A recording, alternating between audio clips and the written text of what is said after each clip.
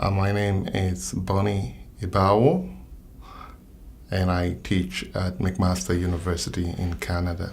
I teach in the Center for Peace and Conflict Studies and in the Department of History. My current research has to do with the Privy Council, which was the highest court of appeal for the whole British Empire in the 19th and 20th century.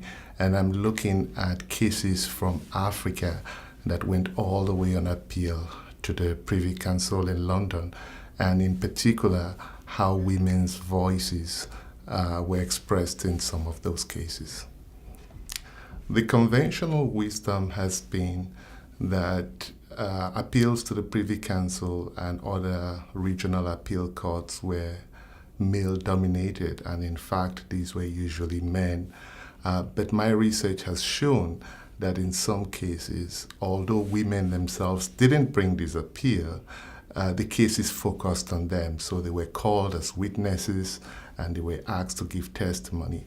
And I've begun to look at how women, though not the appellants themselves, have expressed their views in these courts. And it tells us something about women's agency, even in these high courts of appeal.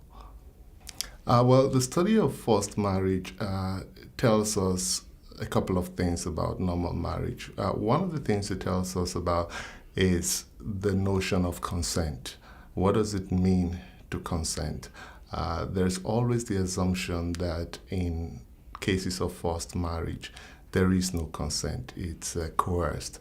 But my study has begun to show, at least make me ask the question, what does consent mean? Is it still yes if a woman says yes in a marriage and really has no other option in that community? Is that really consent? So I guess for me what it says is that we need to problematize the concept of consent, and we also need to deconstruct consent and think about what consent might mean in various social and historical contexts. Yeah, I think the terms matters a lot. There is the concept of forced marriage, and there's also the concept of arranged marriage, coerced marriage. And so the way it's described has legal implications. So arranged marriage, for instance, is often looked upon gentler than forced marriage. And in some cases, there are no differences, but in law and in the jurisprudence, there are these distinctions between arranged and forced marriage. And again, it goes back to the point I made earlier that we need to deconstruct what these terms mean. So language does matter, but we need to think critically about what that means in various historical and social contexts.